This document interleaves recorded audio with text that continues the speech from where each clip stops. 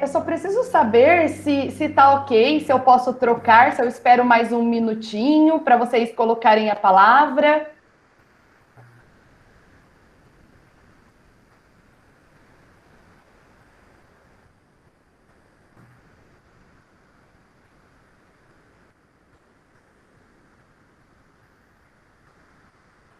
Ah, eu estou vendo aqui mais palavras, então vou esperar um minutinho.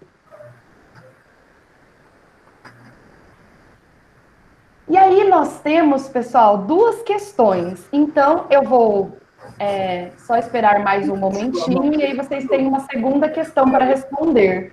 Agora eu acredito que ninguém mais está digitando, então eu vou para a segunda questão. Por gentileza, vejam se está funcionando, que é: o que você espera enquanto licenciado em matemática? Com uma palavra ou termo.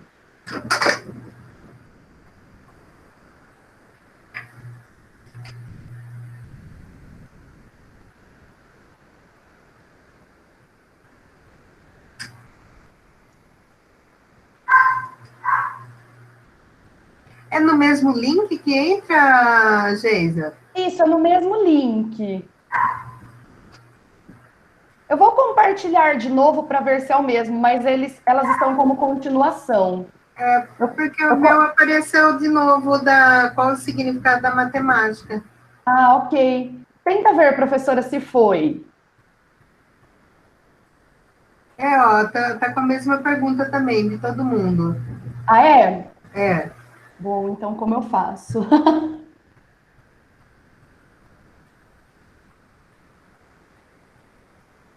Deixa eu ver se tem aqui alguma configuração.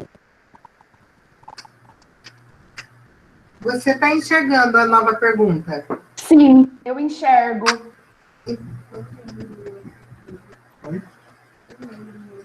O de alguém está abrindo?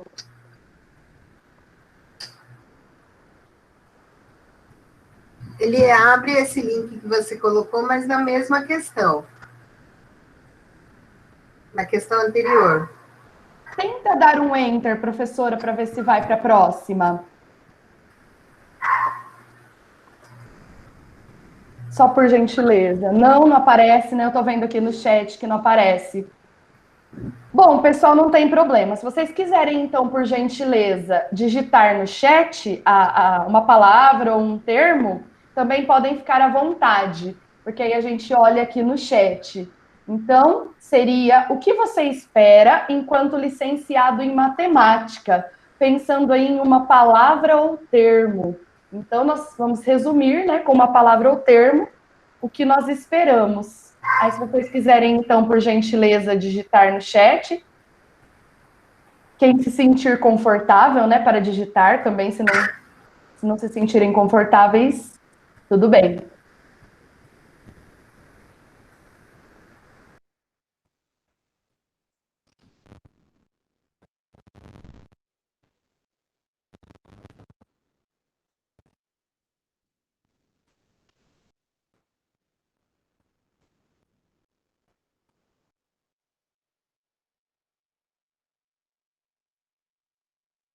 Muito legal. Eu já vou aqui falando, né, as palavras. Então, nós temos mudar, um processo, fazer a diferença, sabedoria, atuar em diversos campos, possibilidades, capacidade. Olha quantas palavras assim nós podemos colocar aí quando nós pensamos, né, nos licenciados e nós, enquanto professores de matemática. Então, professora, eu vou compartilhar aqui a resposta do primeiro, tá? Então, eu vou fazer um compartilhamento de tela para aparecer para vocês.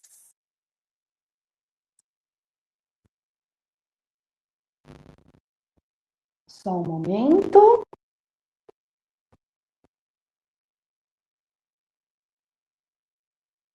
Vocês conseguem ver a minha tela?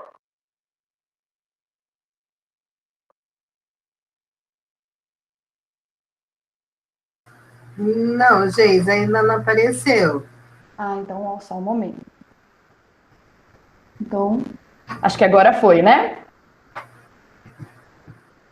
Foi. Então, nós temos aqui, né, nesse programa, eu coloquei aqui as palavras. Então, ele tem uma característica, não sei se todos conhecem, que é as palavras que foram mais digitadas aparecem num tamanho maior. Então, olha que interessante. A maioria, né, uma grande parcela, colocou conhecimento e colocou tudo. E em volta nós temos contagem, inovação, escolha profissional, trajetória, essência, descobertas, sentido, base, ciência, número, amor, teste. Acho que teste fui eu que digitei, gente, desculpem. Relações, ensino, vida, ou não sei se alguém digitou o que é um teste, mas eu me lembro de ter digitado só para ver se estava funcionando.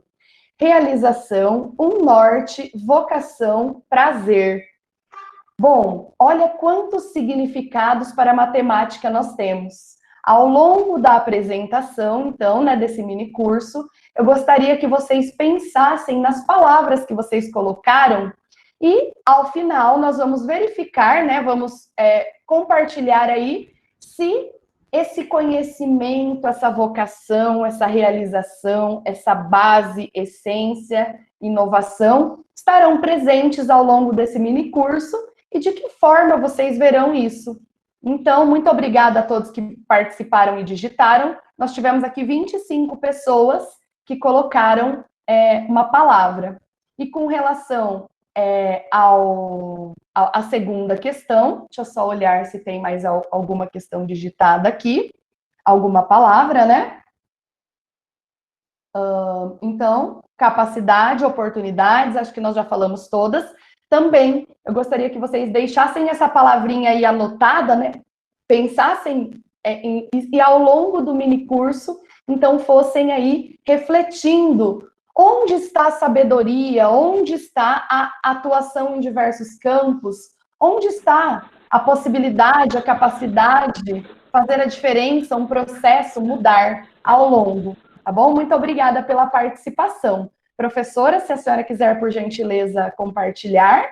Alguém quer falar alguma coisa sobre a palavra que colocou? Quer compartilhar conosco por que pensou em fazer matemática, se é da área ou se está participando aqui do mini curso, pensa ainda em fazer, né? Que pelo que eu entendi, tem pessoas também externas, né, professora? Que não são do curso. Sim, a gente tem várias pessoas de outros cursos, né? Mas eu acredito que a maioria é da área de matemática ou afins, né? Ok. Então, se alguém quer aí compartilhar conosco, quer comentar alguma coisa sobre essa questão do que vocês esperam? Ou todo mundo quer ficar quietinho? Se quiserem digitar no chat também.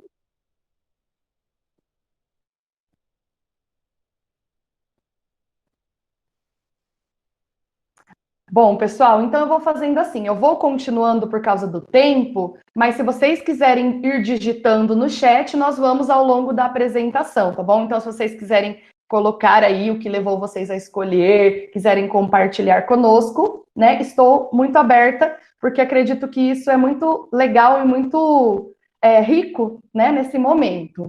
Então, qual é o objetivo do nosso mini curso? O objetivo é que vocês reflitam, né, que todos nós, na verdade, a respeito da economia solidária e da etnomatemática, inseridas no cotidiano dos empreendimentos econômicos solidários, tais como cooperativas, associações, grupos informais, sobretudo por meio de um processo de ensino-aprendizagem de uma matemática contextualizada, com foco na solidariedade e na autogestão. Então, só para vocês entenderem por que eu chamo de empreendimentos em economia solidária, os empreendimentos, ele, na verdade, são todas essas associações, né? São as cooperativas, são os grupos informais, mas cada um tem um grau de formalização. Então, para ser uma cooperativa, por exemplo, nós temos algumas regras, né? Pensando aí na parte burocrática. Tem que ter uma quantidade mínima de cooperados, tem que ter aí uma documentação, digamos assim. Então, para nós, essa documentação, né, nesse mini curso não é relevante.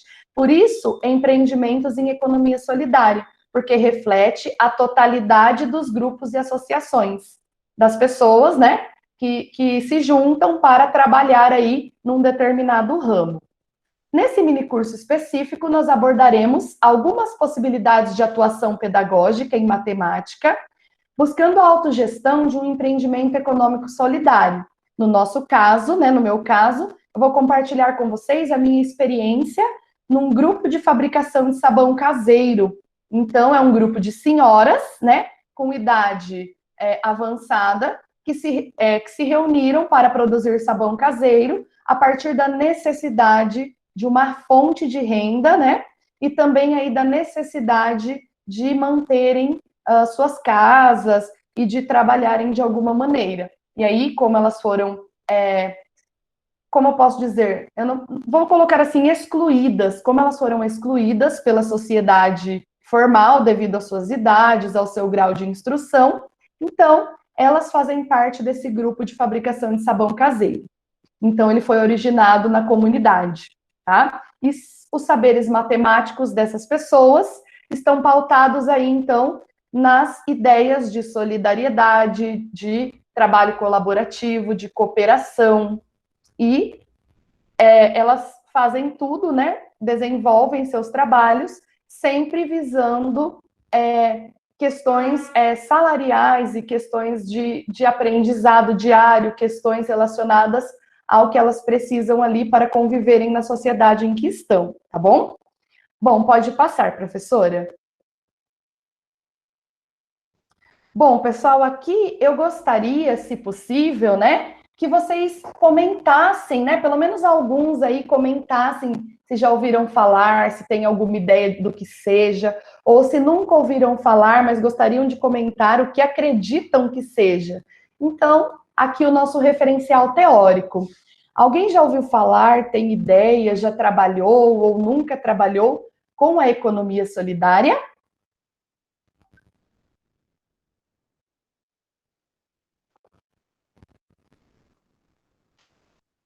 Ah, o Rafael digitou. Minha esposa é terapeuta ocupacional e me envolveu em um trabalho de economia solidária no CAPS, de São Bernardo do Campo. Muito legal, Rafael.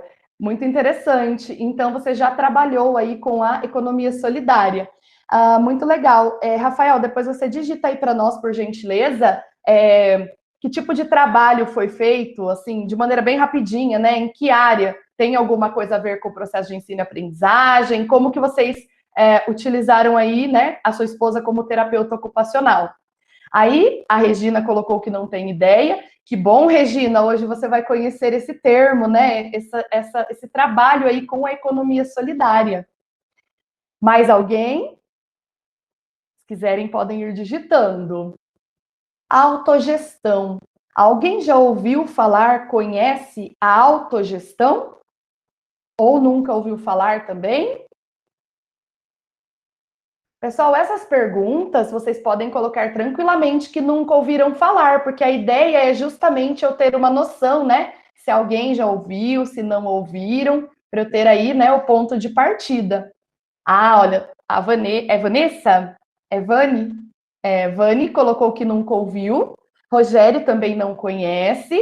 Ai, que bom! Olha, é ótimo estar perdida, porque então, ao final, você vai conseguir, com suas palavras, pensar: olha, isso aqui eu consegui aprender hoje. Isso é muito gostoso, né? Antônio, nenhuma. Ai, adoro. Adoro quando vocês colocam que ainda não viram, porque eu acredito que é uma oportunidade de ter aí um primeiro contato e espero que outros contatos futuros. Então, também me coloco à disposição para quem no futuro quiser aprender um pouquinho mais, quiser saber mais, quiser leituras, né, na área. Tecnologia social e adequação sociotécnica. Alguém já ouviu esses dois termos? Tecnologia, acho que está bem evidente, né, para nós hoje. Ah, vamos usar a tecnologia está muito presente, mas social. Então, o que é uma tecnologia social? A Priscila colocou que não conhece, Antônio também não, ok. Esse aqui acho que está próximo, né, do que vocês trabalham e conhecem. Educação matemática. A educação matemática está, acredito eu, próxima. Mas no contexto da educação matemática, vocês já ouviram falar, conhecem a etnomatemática? Ah, Rafael, entendi. Olha, o Rafael colocou que ele ajudou no leva e traz de materiais. Então, o trabalho era feito com adolescentes dependentes químicos, muito legal, muito bom. Eles aprendiam a cozinhar e vender em feiras o que produziam, e também vendiam marmitas. Excelente, Rafael, dá uma ideia assim muito grande, direciona, né, o nosso pensamento para o que é e a grandiosidade do termo. Muito legal a sua experiência. Etnomatemática, alguém colocou o sim, acho que é o Rafael. Rafael, você colocou o sim para etno? Já ouviu falar? Alguém trabalha com etno aqui no minicurso? Antônio colocou que conhece, ok. E por último, educação não formal. Então, vocês já ouviram falar do termo educação não formal? Rafael colocou também que sim. Ok, gente, olha, então eu tive uma boa ideia aí, assim, né, do que vocês já conhecem. Então eu percebi que a segunda linha aqui é mais conhecida, né, mais próxima aí aos estudos de vocês. E a primeira, esse ator Rafael aqui, que fez alguns trabalhos na área, aparentemente, pelas respostas de vocês, o pessoal ainda não teve o contato. Então, vamos lá, vamos começar a pensar um pouquinho sobre esses termos. Professora, por favor. Ah, eu coloquei um efeito, por isso que não está indo, professora. É que ia piscar um por um. Pode passar, ir clicando que ele vai passar.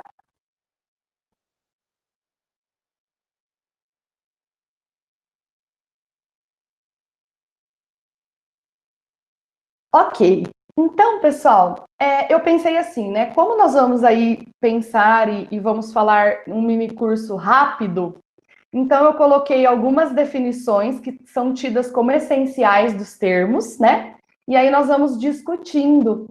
Alguém aí gostaria de ler, de abrir o microfone, ou vocês preferem que eu mesma leia? Como que é, professora? Vocês preferem que eu leia no geral? Ah, ok. Obrigada. Bom, gente, então, economia solidária.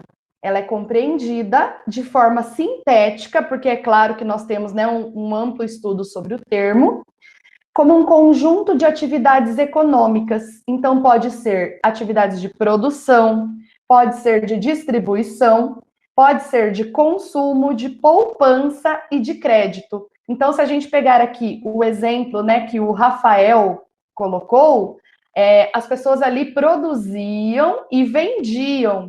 Então, elas produziam, distribuíam esses produtos. Então, nós pensamos aí que as atividades econômicas, né, elas visam que essa atividade gere uma renda, mas não é apenas uma renda pensando no financeiro, né? Nós não buscamos aí que as pessoas fiquem ricas ou que as pessoas ganhem muito dinheiro apenas. É claro que se elas conseguirem sobreviver disso, é excelente.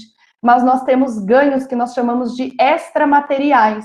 Então, como o Rafael colocou no exemplo dele, ele colocou lá adolescentes dependentes químicos.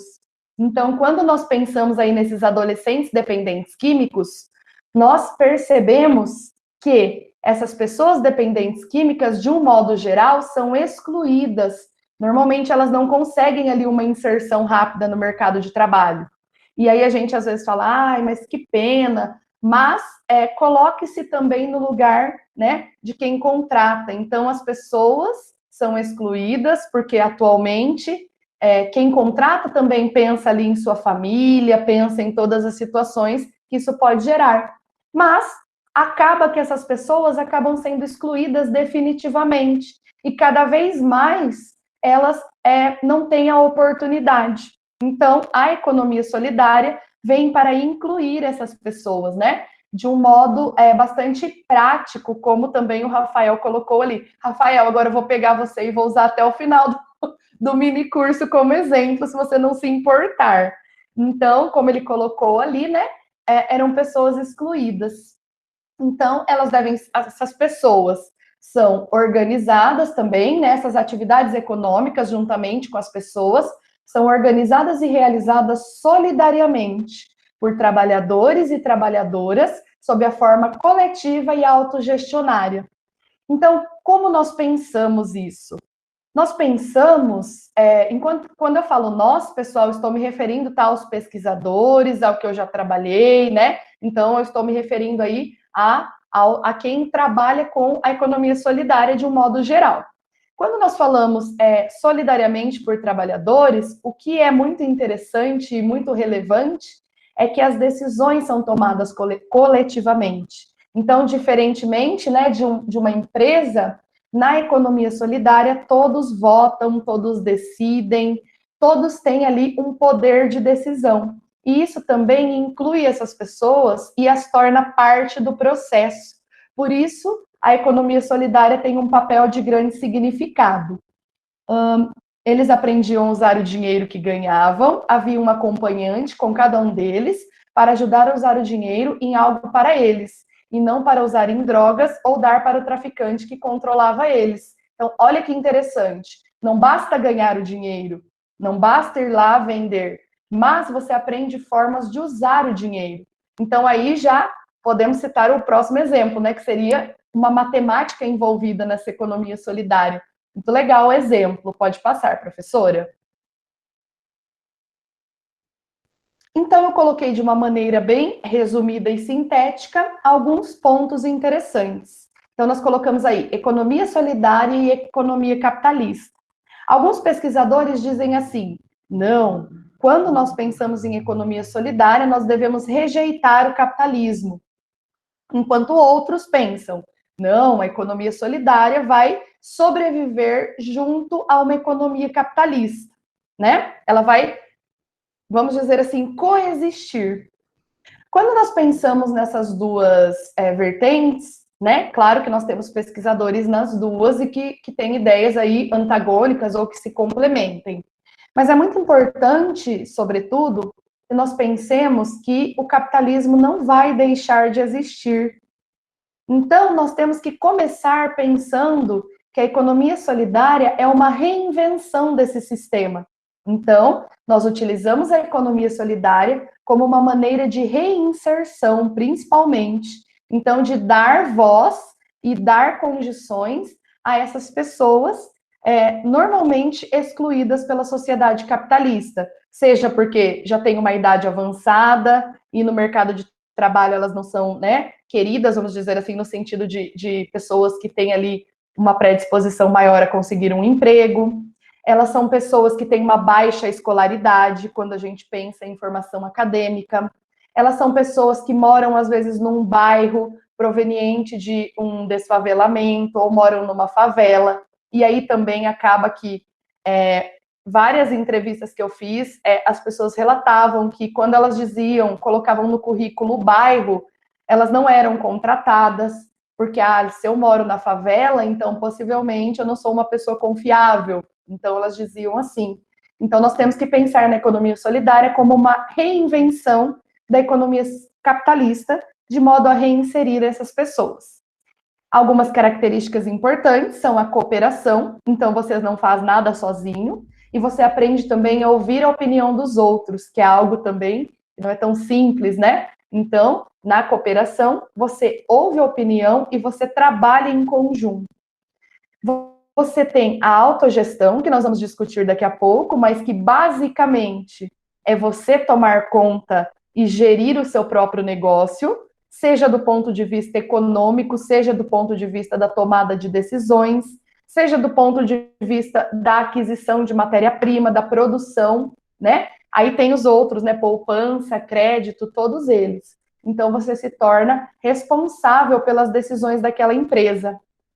Que, na verdade, nós não chamamos de empresa, né? Nós chamamos de empreendimento em economia solidária. Então, quando a gente compara a economia solidária com a economia capitalista, basicamente fica assim. Quando nós estamos numa empresa, nós estamos inseridos na economia capitalista, trabalhamos nessa empresa, né? E ganhamos nosso salário. Normalmente a tomada de decisões não é nossa, nos é imposto, que nós devemos desenvolver enquanto funcionários dessa grande empresa. E no caso da economia solidária, suas principais características são: você tem o poder de decisão, todas as pessoas ocupam cargos com o mesmo poder de decisão, então mesmo que nós tenhamos um gerente, nós tenhamos uma pessoa que tem ali um cargo, né, de destaque, ela tem o mesmo poder de decisão.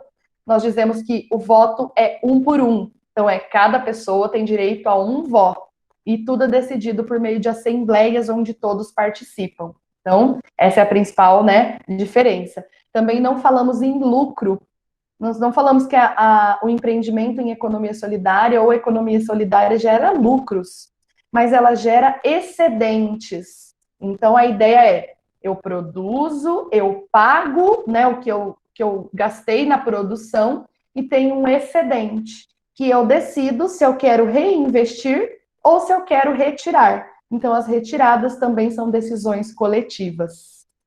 Viabilidade econômica, que é toda a avaliação, né, se o que eu produzo é mais do que eu gasto, toda essa análise se esse empreendimento tem condições de funcionar. E a solidariedade, que é uma preocupação muito importante, né, um termo que é bastante comum na economia solidária. Então, você precisa ser solidário, você precisa se preocupar com o outro, você precisa levar em consideração a opinião do outro, para também tomar decisões coletivamente. Com relação às dimensões, nós temos aí, então, uma dimensão econômica, uma cultural e uma política, no mínimo, né? Claro que tem outras dimensões, mas essas me chamam muito a atenção. Então, a econômica é a questão da geração de renda, da reinserção no mercado de trabalho, toda essa parte relacionada a pessoa se sentir pertencente. Regina, sim, o consumidor, na verdade, porque quando a gente pensa na economia solidária, normalmente a gente tenta beneficiar e incluir o próprio bairro. Então, como assim? Sabe aquela ideia de consuma do seu vizinho, compre no pequeno estabelecimento, vai dar um presente de Natal? Faça uma escolha por pessoas que produzem ali produtos manuais, feitos à mão, pessoas que têm ali pequenos negócios, pequenos comércios. Então, o consumidor, que é a população ali, ela é considerada assim parte. E não sei se você já ouviu, assim, ouviu alguém comentando, tem aí às vezes algumas reportagens sobre a moeda solidária. O que é isso? Que moeda é essa? Algumas empresas, quando tornam-se parceiras, pagam seus funcionários com um dinheiro, como se fosse um dinheiro de mentira. Como assim um dinheiro de mentira? É um dinheiro que só vale ali no seu bairro. Então, chama-se moeda solidária. E qual é a ideia? Qual é o objetivo? Que as pessoas ganhem seu salário no próprio bairro e consumam produtos do próprio bairro. Então, você ouve, né, assim, você ganha uma parte do seu salário em moeda social, moeda solidária. Daí a gente tem ali várias, né, cada bairro ou cidade pode ali implantar. E o legal da moeda solidária é que é uma troca, né? Então, aquelas trocas que nós podemos ter do tipo assim, você tem um açougue e eu tenho uma padaria. Então, vamos trocar. Na moeda solidária funciona muito bem. Por isso a importância do consumidor, porque se nós não tivermos quem consuma, então também esse empreendimento não tem, né, futuro, porque nós precisamos de alguém que consuma. E normalmente nós tentamos também, de um modo geral, expandir as fronteiras, que a gente chama. Então, vender, por exemplo, na universidade, vender, por exemplo, em outros bairros. Como disse o Rafael, na feira, acho que ele colocou uma feira, se não me engano. Então, feiras livres são muito comuns, né, para empreendimentos, porque você vai até a feira e consome aquele produto. É muito interessante. Você já ouviu, que legal. Podemos falar que o MS tem, que muitas ocupações que plantam alimentos, colhem e vendem para sobreviver, é uma economia solidária? Sim, Gabriele. Inclusive, eu tenho uma experiência pessoal, eu já visitei o MST e eu fiquei 3 dias acampada no Movimento Sem Terra. Eu acho que é o Movimento Sem Terra que você quis dizer aqui mesmo, né? Que saiu um Tzinho a mais, mas eu acredito que seja o MST. De senhoras que produziam móveis a partir de toras de madeira que elas pegavam ali, né, no próprio local. Então, imagina senhoras com 65, 70 anos produzindo camas, produzindo cadeiras, produzindo objetos com base, né, no que eles tinham lá de madeira. Então, é um tipo de economia solidária, sim. Isso mesmo.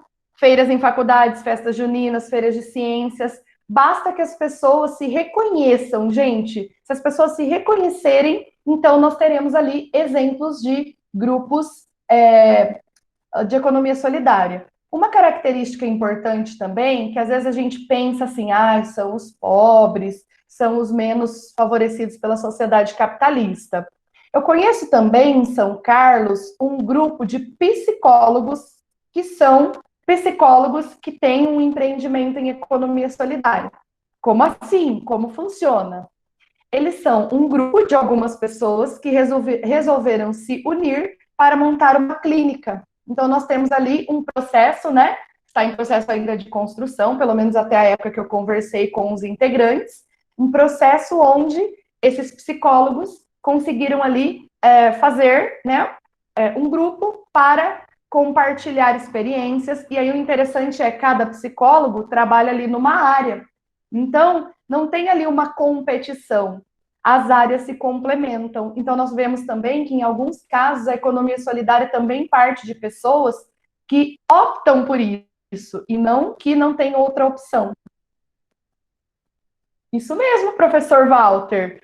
Consumo de verduras, de frutas, orgânicos. Então, quando a gente consome isso, a gente está colaborando. Então, eu gostaria que a partir de agora, né? Não sei se vocês já haviam pensado, mas está 50 centavos mais caro. Mas será que esses 50 centavos valem de onde vem, como foi produzido, qual é, né, a história por trás? E eles gostam muito de contar isso. Então, é muito interessante, se vocês tiverem um tempinho, quando vocês forem consumir, perguntar: olha, aonde é produzido? Quantas pessoas produzem? Como vocês se organizam? Vocês produzem e vendem? Ou alguns produzem, outros vendem? Então, tudo isso são características da economia solidária. E eu já falei bastante dos empreendimentos, né? Mas a economia solidária culmina nos empreendimentos, que são, pode mudar, professora, por favor, que são os agrupamentos que as pessoas fazem para promover essas ideias aí, né, relacionadas a esse tipo de economia. Então, como eu falei, eu coloquei uma definição, né, que eu tentei, assim, resumir para facilitar a compreensão, mas é tudo muito amplo. Então, apresentam-se sob a forma de grupos de produção, associações, cooperativas e empresas de autogestão, combinando suas atividades econômicas com ações de cunho educativo e cultural. E é isso que nos interessa muito, que não é só o ganho de dinheiro, mas é o ganho da inclusão social, é o ganho da valorização do trabalho dessas pessoas. Tem outros ganhos, como o Rafael citou no exemplo, é o ganho da pessoa não gastar aquele dinheiro com as drogas, mas investir aquele dinheiro para alimentação, para roupas, para outras coisas, para estudos até, que não sejam coisas que apenas o prejudiquem, né? E valorizam, assim, o sentido da comunidade de trabalho. Comunidade no sentido de aquele grupo se reconhece e tem características que todos compartilham. E o compromisso com a coletividade na qual se insiram. Então, além disso, como acho que quem foi que perguntou se os consumidores. Alguém aqui que falou dos consumidores, a Regina. Regina, você já adiantou o que está dito aqui, porque aonde eles estão inseridos, o local onde eles estão é muito importante. Então, você deve valorizar esse local. E quem está nesse local? Os seus consumidores. Então, os consumidores têm um papel de grande importância, nós podemos dizer um papel ativo aí nos empreendimentos. Então, eu coloquei as atividades, que seria a produção, a comercialização, a prestação de serviços e crédito, baseada na livre associação de trabalhadores e busca na cooperação sua eficiência e viabilidade. Então, quando a gente coloca ali crédito, não sei se vocês já ouviram falar, mas nós temos alguns bancos comunitários. Então, eu participei também, fiz uma entrevista, conversei com essas pessoas do banco. Como esse banco funciona? Esse banco, ele empresta pequenas quantias para que as pessoas iniciem sua produção. Então, como assim? Por exemplo, supondo que um de vocês queira fazer crochê para vender. Eu quero fazer um tapete, 2, 3, mas eu não tenho condições de comprar um rolo de barbante. Então, eu vou lá no banco, pego esse empréstimo de R$50, de R$40, de R$100, aí depende, né? Porque você tem que ir e eles vão fazer um levantamento. E esse banco quase não tem juros. Então, eles não trabalham com a ideia de lucrar sobre o que foi emprestado. E aí, qual é a ideia? Com os R$50, você vai comprar lá 4 rolos de barbante. Vai fazer 4 tapetes, vender cada um por R$25. Quando você ganhar os R$100, você devolve os R$50 para o banco. E aí, normalmente, as pessoas devolvem 55, 52, por exemplo, né? Tem lá uma taxinha. E aí, elas têm os outros R$50 para investir em novos tapetes. E assim você promove a economia solidária no seu bairro. Alguns desses bancos, eles emprestam somente moeda solidária. Como assim? Eles emprestam o dinheiro para você consumir comprando barbante no mercadinho do bairro. Então, ele promove também, né, uma valorização ali do comércio local, mesmo quem não é, né, da economia solidária, digamos assim. Professora, acho que pode passar. E aí eu vou falar um pouquinho sobre a autogestão, e aí eu já vou colocar para vocês falarem um pouquinho, tá? Então já vão se preparando aí. E aí eu gostaria que vocês já fossem pensando se as palavras de vocês se relacionam de alguma maneira com o que nós estamos vendo. Então, será que a minha perspectiva tem relação com o que está sendo dito aqui? Bom, vamos lá. Autogestão. Então, primeiro vamos falar um pouquinho sobre esse histórico de submissão e a autogestão. Então, quando nós pensamos nessas pessoas que estão inseridas na economia solidária nesse momento, normalmente elas são pessoas de baixa renda, são pessoas que pertencem a grupos excluídos, como, por exemplo, drogados, como, por exemplo, pessoas que têm algum tipo de deficiência intelectual, como, por exemplo, pessoas que são idosas e não têm condições de trabalharem ali no mercado de trabalho formal. Estou dizendo isso, pessoal, não é a minha opinião, mas é de acordo com o que nós vemos, né, que acontece realmente e de acordo com o relato dos próprios membros dos empreendimentos que eu convivi por alguns anos. Então, eles relatam ali uma baixa autoestima. Claro que eles não falam, né, eu tenho uma baixa autoestima. Isso somos nós que percebemos. Mas quando você pergunta alguma coisa, eles falam, não, isso não é importante. Não, eu não quero falar sobre a minha família, porque a minha família não é importante. Não, eu sou usuário, então eu não quero deixar o meu currículo com você, porque se eu levar o meu currículo, eles não vão aceitar. Eu nem vou deixar meu currículo com você, porque eu moro no bairro, e aí fala o bairro, porque aquele bairro é uma favela, então, normalmente, as pessoas me perguntam, mas você mora naquele bairro? E aí eu não tenho o que responder. Então, quando a gente pensa nesse histórico de submissão, a gente vê a economia solidária como uma oportunidade de valorização, uma oportunidade de inserção dessas pessoas. E nós dizemos que é uma oportunidade de aumento de autoestima, porque, além de tudo, elas conseguem ali aumentar sua autoestima. No caso, né, da autogestão e dos empreendimentos, a parte educacional acontece sempre na prática. Então, nós não vamos fazer lá um mini curso explicando a divisão, mas nós vamos trabalhar na prática o que é a divisão. Então, por exemplo, eu tenho 20 pedaços de sabão e eu preciso dividir em 5 pacotinhos. Como nós vamos fazer? Daí cada um vai colocando ali como pensou. Coloco de um em um e volto, coloco mais um, volto, coloco mais um. Não, eu já sei que 20 dividido por 5 dá X.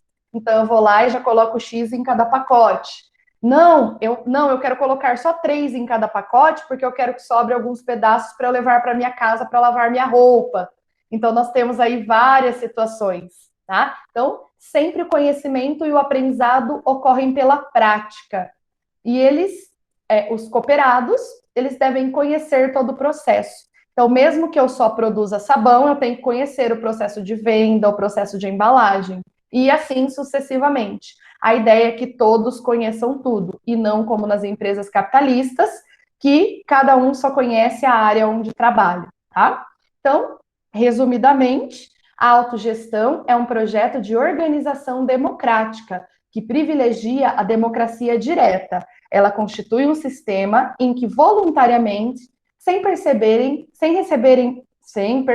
remuneração e sem recorrerem a intermediários, os cidadãos debatem todas as questões importantes em assembleias. Então, pensem, né, numa situação real que seria: você não tem R$ 50 para comprar o seu arroz, mas você tem que decidir em assembleia se vocês vão retirar o dinheiro ou reinvestir em matéria-prima para aquisição de novos produtos. Então, são situações em que eles são colocados, né, à prova, digamos assim, e tem que tomar decisões de grande relevância ali para o empreendimento em que eles estão inseridos. Então, a economia solidária também não é para qualquer um, porque tem pessoas que assim, entram e elas não conseguem, né, não conseguem tomar esse tipo de decisão. Então, é muito, muito complicado. O Rafael colocou aqui: minha esposa empresta nosso endereço para todo mundo que participou do projeto colocar em seu currículo, para evitar o problema do preconceito com o lugar onde moram na hora de buscar trabalho. Olha só, gente, quando eu ouço, né, até me arrepia, porque é uma realidade e não tem a ver com a competência naquele trabalho. Então, quando a gente pensa, por exemplo, numa pessoa para fazer uma faxina, o lugar onde ela reside não vai afetar na qualidade da sua faxina, mas afeta na contratação ou não. Pode passar, professora. Pessoal, então assim, agora que nós vimos uma boa parte, né, da teoria, eu gostaria assim que vocês colocassem, quem está quietinho aí, que vocês colocassem o que vocês estão achando, se relacionaram aí até agora com aí as palavras, como vocês percebem isso, né, enquanto licenciados em matemática, se já estão conseguindo perceber aí algumas intersecções, digamos assim, entre o tema e a matemática, a educação, o processo de ensino e aprendizagem. Se quiserem abrir o microfone, fiquem à vontade.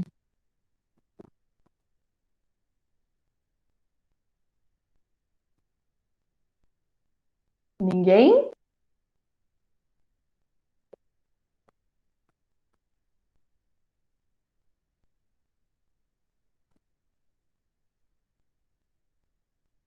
Não? Pessoal, então se vocês quiserem digitar, porque às vezes eu sei que demora para nós digitarmos aí no chat, né? Às vezes o que a gente quer escrever demora uns minutinhos. Vocês podem ir digitando e aí eu vou, né, interagindo conforme eu for trabalhando aqui os próximos temas. Então, vamos falar um pouquinho sobre a tecnologia social e a adequação sociotécnica. Bom, quando a gente pensa em tecnologia, às vezes nos vem à mente coisas que são da realidade atual. Então, vem aí um computador, um celular, um smartphone de última geração, um videogame. Mas, na verdade, tecnologia é toda aplicação de conhecimento para um fim prático. Então, quando a gente pensa aí numa colher, nós estamos falando de uma tecnologia. Quando nós pensamos numa pedra, na idade do homem das cavernas, nós estamos falando de tecnologia, porque ele usa a pedra para quebrar a casca de uma noz. Então, tudo que você utiliza para um fim prático é chamado de tecnologia. O que seria, então, uma tecnologia social? é quando você tem aí, além desse fim prático, a ideia da valorização do ser humano, desse aspecto social, né? Então, você pode modificar tecnologias já existentes para que elas sirvam para o fim que você precisa, tá? E aí, esses enfoques antagônicos que eu coloquei aqui, é que algumas pessoas dizem assim: ah, a tecnologia é excelente, a tecnologia nos auxilia, enquanto outras dizem: ah, mas se não houvesse essa tecnologia, não existiria essa exclusão social tão exacerbada, não existiria tudo isso que nós vemos de ruim. Então, sempre tem as pessoas que defendem e as pessoas que são contra. Mas, nesse nosso caso, nós estamos falando aí sobre a valorização do ser humano. E aí, o que é a adequação sociotécnica? É exatamente essa ideia do ajuste. E aí eu vou dar alguns exemplos, né, das pesquisas que eu realizei em como isso é feito. Mas a ideia é que o ser humano seja o centro das relações. Então, a ideia é que nós não vivamos para a tecnologia, mas que a tecnologia sirva para nos auxiliar, né? Então, a tecnologia a nosso favor, tá bom? De maneira resumida, a tecnologia social são produtos, técnicas ou metodologias reaplicáveis, desenvolvidas na interação com a comunidade e que representem efetivas soluções de transformação social. Então, nós buscamos uma transformação na sociedade. Como? Por meio de alguma facilitação, vamos colocar assim, uma facilidade no desenvolvimento do que o empreendimento já faz. Então, nós não queremos que eles façam algo novo, mas que eles pensem em tecnologias que favoreçam o trabalho que já é desenvolvido, tá bom? Então, a Regina colocou aqui: percebi que não conhecia formalmente. No decorrer da nossa conversa, estou percebendo que tem algum conhecimento. Regina, eu acredito que todos nós, porque quando nós saímos e vamos à feira, então nós estamos percebendo ali alguns conhecimentos relacionados a essa ideia de economia social e solidária. Então, eu acho que assim, está presente, talvez seja uma questão de olhar com outros olhos, né? Colocar os óculos, mudar os óculos para olhar aquela situação. O professor André colocou conceitos muito interessantes, uma aplicação bem prática da matemática no cotidiano, regionalizada. Isso mesmo, André. E aí o interessante é que, ao mesmo tempo que é regionalizada, tem uma aplicação global. Então, ela é regionalizada porque cada empreendimento tem características próprias. Entretanto, ela é global porque ao redor de todo o mundo existem pessoas que compartilham, né, esse tipo de trabalho e vamos colocar assim, de vida, porque você acaba compartilhando a sua vida com essas pessoas. Notamos de forma muito clara a etnomatemática aplicada à vida das pessoas. Isso mesmo, nós vamos falar um pouquinho daqui a pouco. Professora, por favor. Então, como nós relacionamos a educação matemática? Então, a educação, nós colocamos que está presente em nossa sociedade. Então, não dá para separar educação da sociedade. A sociedade necessita da educação e a educação também precisa da sociedade. O direito à educação é, então, o direito de aprender, o direito de aprendizado. E nós vemos a educação, nós, né, pesquisadores, nesse caso Brandão, como uma condição de recriação da cultura. Então, quando você vai, né, para a escola, quando você convive na escola, na universidade, em outros ambientes, você conhece culturas diferentes que não são aquelas da sua casa. Por isso que nós dizemos que a escola é o principal instrumento de inclusão social, né, e de valorização das diferentes culturas, onde nós temos como missão, enquanto educadores, a ideia de que nós devemos valorizar todas, não promover uma discriminação, né? E fazer com que todos conheçam a cultura e o cotidiano dos demais. Então, é algo que está muito presente nesses empreendimentos. E aí, a educação em matemática, D'Ambrosio coloca que é uma relação natural. Então, que a matemática está naturalmente relacionada, porque você tem uma contextualização e uma depende da outra. E aí a etnomatemática, ela relaciona, então, o ensino e aprendizagem de matemática com o contexto sociocultural e político. porque de acordo também com D'Ambrosio e com os estudiosos da área, é impossível, né, tirar o caráter aí político da educação, né? Sempre que nós pensamos na educação, nós temos ali escolhas, nós temos situações e temos também esse caráter social, cultural e político. Pode passar, professora.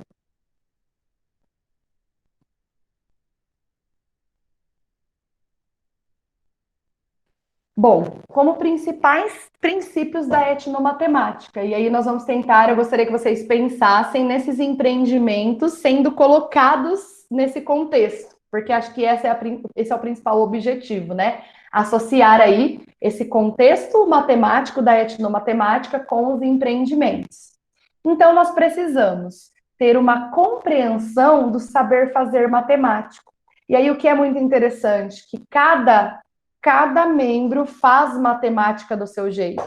Então, pensando num exemplo simples, enquanto um faz cálculo mental, o outro faz o algoritmo armado. Isso são características do fazer.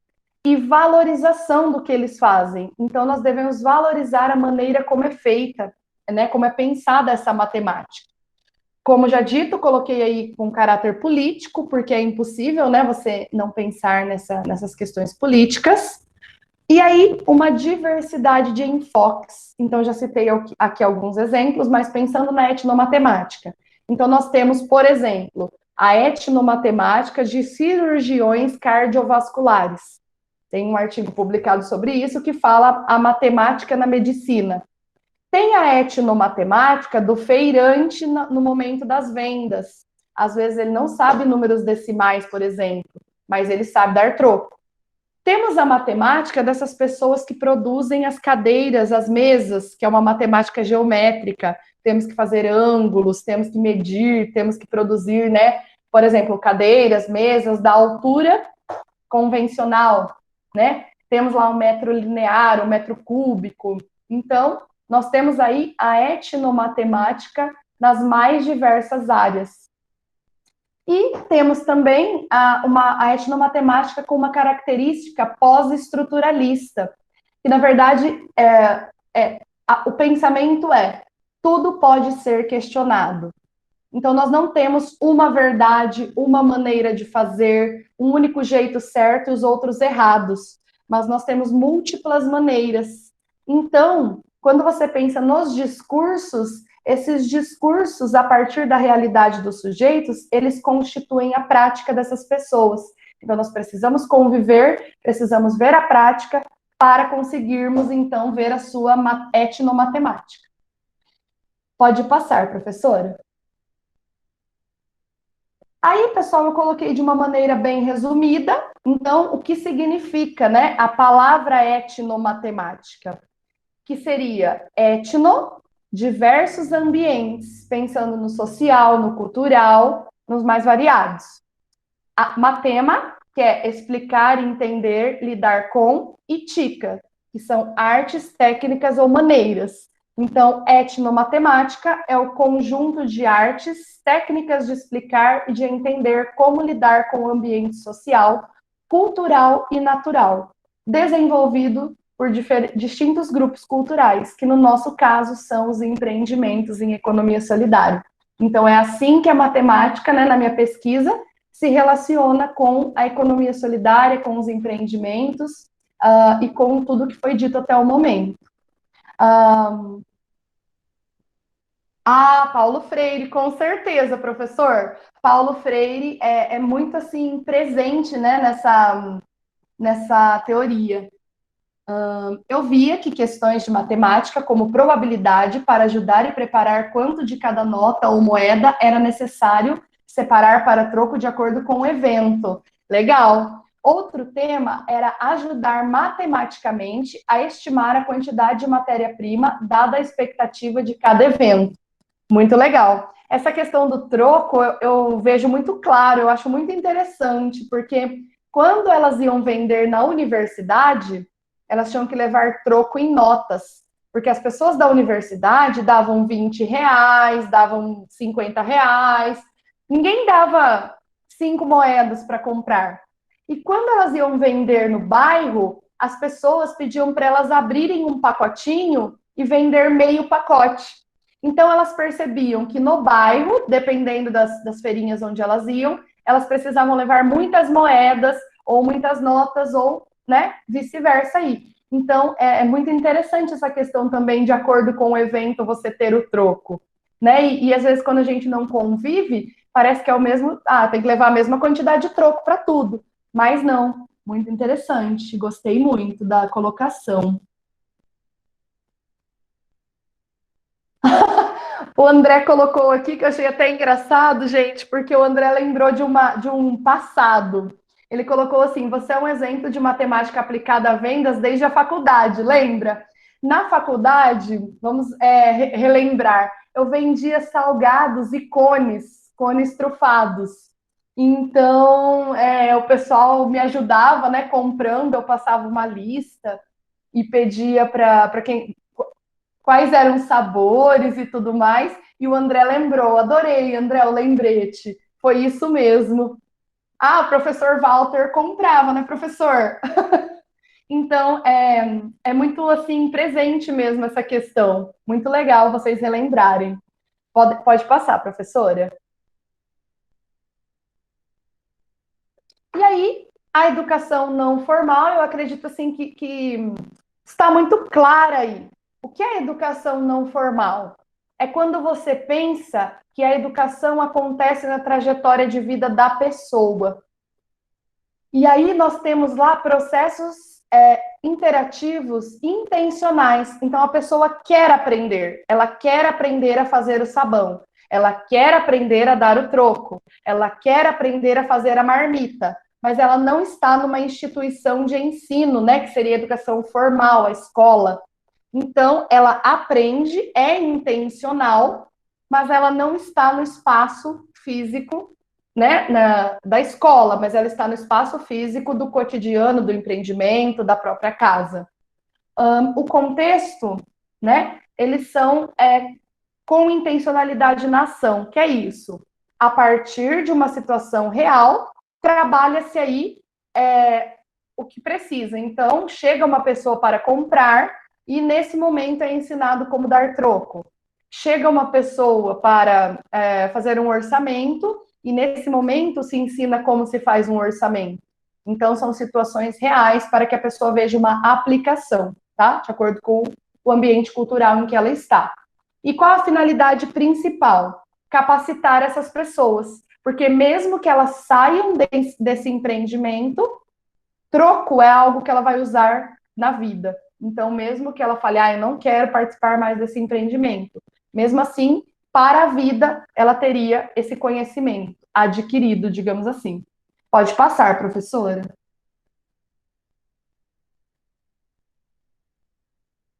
A professora colocou também que comprava. Gente, se alguém quiser, então, comprar cores trufadas no final, eu vou deixar meu telefone. Brincadeira. Foi uma época muito legal. O Vitor colocou aqui também que vendia. Legal, Vitor. Ganhamos um dinheiro, né? Aprendemos aí uma parte de planejamento financeiro. Bom, gente, então a educação não formal, ela ajuda as pessoas a lerem e interpretarem o mundo de acordo com seus próprios óculos, né? Então, cada um tem uma visão, a gente chama de visão de mundo, de repente, acho que vocês já ouviram falar, né? E cada um tem uma visão, e ampliar essas visões é um dos nossos objetivos enquanto educadores matemáticos. Então, eu gostaria que vocês pensassem assim: eu vou para a sala de aula, eu vou ampliar a visão do meu aluno. Eu vou para o EJA, eu vou ampliar a visão daquela pessoa. Então, ampliar a visão no sentido de ajudá-la a interpretar o mundo.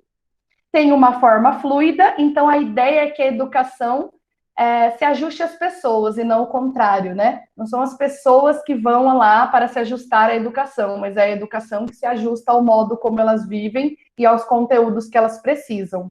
Então, tem uma flexibilidade. Eu posso demorar um dia, uma semana, um mês, 2 anos, 10 anos para ensinar alguma coisa e que essa pessoa, né, consiga ali utilizar depois de maneira autônoma, que a gente chama de maneira pensando ali na autogestão do empreendimento, que é quando você não precisa mais ajudar enquanto pesquisador, enquanto professor, enquanto educador, enquanto pessoa que ensina, né, como uma pessoa externa, mas que eles consigam dentro do próprio empreendimento. E aí, isso está relacionado com a cultura. Então, com certeza, você deve considerar a cultura local para levar suas questões. Então, quando eu fui fazer uma das entrevistas, um professor me falou algo que eu fiquei assim... Na hora eu fiquei chocada, depois eu pensei bem, vi sentido. Ele falou assim, Geisa, nós da academia falamos de um jeito e nós não percebemos que nós falamos tão difícil. Nós falamos com palavras rebuscadas, mas para nós não parece, porque faz parte do nosso cotidiano, do nosso vocábulo. Quando nós chegamos para trabalhar com esses empreendimentos, então nós temos que repensar qual é a cultura dessas pessoas e de que maneira nós vamos abordar. Então, eu pensei nisso enquanto professora, quando eu chego no 6º ano. Será que as palavras que eu utilizo, eu comecei a pensar um pouco mais nisso. Que palavras eu utilizo para me referir e para trabalhar, né, isso. Então, eu acho que são coisas a serem pensadas. Qual é a cultura desse grupo, né? Como eu posso estar inserida nesse grupo cultural? Ou, pelo menos, conhecer a realidade, tá bom? Pode passar, professora. Eu coloquei um pouquinho desfocado, gente, porque eu não sabia se eu podia colocar, se eu não podia colocar, e aí eu fiquei em dúvida, então. Mas essa aí é uma foto, então, das senhoras que produzem o sabão. Então, nós temos aí 2 senhoras sentadas e uma em pé. As 2 que estão sentadas, uma está batendo o sabão e a outra está ralando o sabão. Então, uma produz sabão em barra, a que está em pé coloca na mesa lá atrás, então ela está organizando os pedaços de sabão para que a terceira rale e produza o sabão em pó. Então, como é esse processo? Esse processo é, arrecada-se o óleo, a soda, arrecada-se tudo que é necessário, ou compra-se, né? Tem coisas que são arrecadadas e coisas que são compradas. A gente já fala um pouquinho daqui a pouco. Elas produzem o sabão em barra. A partir do sabão em barra, elas ralam e produzem sabão em pó. Então, o empreendimento é grupo de fabricação de sabão caseiro, ajudando o meio ambiente. Então, elas acreditam que, retirando esse óleo usado da comunidade e produzindo sabão, elas estão, então, auxiliando o meio ambiente, além de gerar renda para suas próprias famílias. Então, todas são acima de 60 anos, né?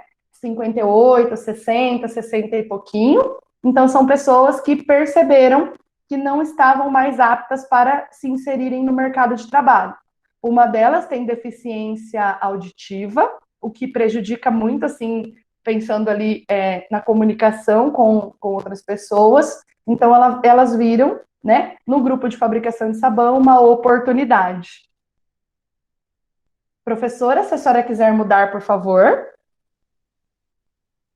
Aqui são fotos do empreendimento. Então, para vocês verem assim que é algo simples, mas que é muito organizado.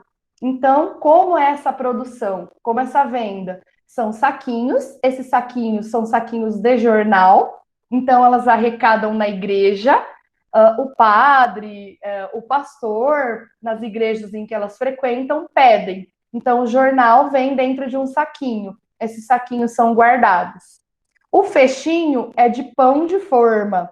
Então, eles são arrecadados, né? A comunidade também, que compra aí pão de forma, guarda os lacrinhos, elas chamam de lacinhos, guardam os lacinhos, né? Para elas fecharem ali o saquinho. O tamanho é uma caixinha de leite, leite longa-vida, que também é arrecadada na comunidade local. Então, o sabão é despejado nessas caixinhas de leite. Então, você percebe aí que os pedaços são uniformes. E elas mesmas falavam assim, quando a gente fazia de qualquer jeito, nós não tínhamos boas vendas, porque as pessoas olhavam e achavam o nosso sabão feio. Então, agora, a gente produz padronizado, porque produzindo padronizado, as pessoas acham bonito e levam. Então, elas perceberam aí que uma padronização na produção levava a um interesse maior dos compradores. Pode passar, professora. Então, já coloquei aqui, né, a aquisição do óleo também na comunidade. Uma delas tinha uma filha que trabalhava num restaurante, então todo o óleo que sobrava das frituras era doado, a soda cáustica comprada e as embalagens doadas, que são as embalagens de jornal e os fechinhos de saquinho de pão, como eu já comentei. Então, o custo diminuía bastante. Elas só compravam quando não tinha. Mas como a comunidade também ajudava, elas sempre tinham. Então, aí vem também a ideia da comunidade colaborando, né? Porque para você não serve aquele saquinho, você ia jogar fora. Mas se você leva, se cada pessoa leva 2, ela já tem lá 1.000 saquinhos, que é uma quantidade muito significativa para esse empreendimento. Pode passar, professora. Daí eu coloquei algumas estratégias para eu comentar, eu vou focar em uma só, né, devido ao tempo, mas elas têm ali estratégias para cortar o sabão, para embalar o sabão, para comercializar o produto, para secar o sabão em barra, para pesar o sabão, comentando rapidamente mais ou menos o que elas faziam nesse processo. Pesar. Quando elas vendiam sabão em pó, o sabão era pesado, porque elas perceberam que as pessoas reclamavam, porque tinha um saquinho maior, um saquinho menor. Então, eu comprava essa semana, estava uma quantidade boa. Na semana que vem, já não era aquela quantidade, era menos. Então, elas perceberam que os clientes ali começaram a reclamar. Como elas fizeram? Elas não tinham balança. Então, a quantidade ideal de sabão era uma caixinha de leite sem tampa. Então, elas pegavam o sabão em pó, despejavam nessa caixinha de leite sem tampa, aí elas passavam, né, como se fosse uma régua, um pedaço da própria caixa, e deixavam rente. Elas falavam assim, é uma caixinha cheia, mais rente. Então, rente a tampa. Então, qual é a quantidade ideal? A quantidade ideal é uma caixa de leite. E aí, passando o tempo, as pessoas queriam saber quantos gramas. Então, elas adquiriram uma balança de precisão, aquelas balanças de cozinha, e elas perceberam que a medida ideal, que é a medida da caixinha de leite, tem, então, 700 gramas aproximadamente. Então, 700 gramas é a medida ideal. E aí, como eu descobri isso, né? Porque eu falei, gente, mas não faz sentido. Porque quando nós vamos comprar o sabão no supermercado, ou é meio quilo, né, 500 gramas, ou é 1 quilograma. 700 gramas saiu da onde? Aí elas falavam, é a medida ideal, é a medida ideal. E eu não tinha entendido o que era a medida ideal. Depois de mais ou menos assim uns 8 meses, eu percebi que a medida ideal era essa caixinha de leite cheia. Então, os 700 gramas, que depois se tornou a medida ideal delas, partiu de um processo da realidade. Outra coisa bem interessante que elas também comentavam comigo, né? Elas não tinham vasilhas para medir o óleo e elas precisavam colocar meio litro. Aí eu, nossa, mas como vocês medem meio litro, né? Eu pensei que elas colocavam mais ou menos. Elas, não, Geisa, nós fazemos assim. Você sabe que no final do ano vende aquelas garrafas de refrigerante de 2,5 litros? Falei, aham. E tem de 2 litros também, não tem? Eu falei, ok. Elas, então, se você pegar uma garrafa de 2,5 litros e despejar numa de 2 litros, o que sobra é meio litro. Então, são processos que você, assim, não percebe num primeiro momento, né? É claro, elas faziam 4 receitas e aí usavam a garrafa de 2 litros, elas faziam 5 receitas, 10 receitas, ok. Mas eu perguntei, e quando vocês precisam de uma quantidade meio litro, 1,5 litro, né? Como vocês fazem? Aí elas falaram isso. Pego a garrafa de 2,5 litros, despejo e o que sobrou só pode ser meio litro. Então, são medidas, como vocês disseram aí, unidades de medida não padronizadas. É isso aí, Vinícius. Eu percebi isso, sabia? Eu percebi que eu aprendi tanto que eu acho que o mestrado não era eu que estava fazendo o mestrado, né? Mas no final das contas eu acabei que eu falei assim, no final elas já tinham assim mestrado, doutorado naquela área, porque eram situações muito interessantes ali na convivência.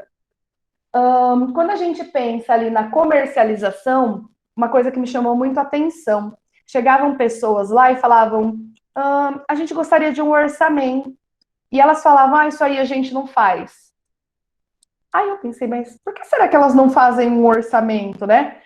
Porque eu tenho uma empresa de limpeza e eu gostaria de adquirir o sabão em barra de vocês, o em pó, mas eu preciso de um orçamento. Isso a gente não faz. Aí um dia, né, eu vi em várias situações, porque acho que eu fiz 15 visitas e mais, né, as entrevistas, então eu convivi bastante tempo lá. Eu perguntei por que elas não faziam orçamento. Elas me falaram que elas só faziam sabão em barra e em pó. Elas não faziam orçamento, né? Aí me ocorreu a questão da linguagem. Então, olha só como a linguagem prejudicava, né, ali as vendas. Elas não sabiam o que era um orçamento, então elas nos diziam que não faziam. E aí uma das atividades, né, que eu trabalhei com elas foi a elaboração de orçamentos. Porque, é claro, elas também tinham dificuldade, né, numa quantidade que não era padrão, por exemplo, assim, um saquinho custava R$ 3,50. 10 era fácil, então elas faziam com facilidade. 10 vezes 3,50. Mas quando a pessoa pedia 4, 6, 8, 22, elas tinham uma certa dificuldade, porque elas não sabiam usar calculadora. Elas falavam máquina de somar. Nós não sabemos usar máquina de somar. Então, a dificuldade ali era em orçamentos com grandes quantidades, além da palavra orçamento, né? Então, nós trabalhamos também aí com essa linguagem.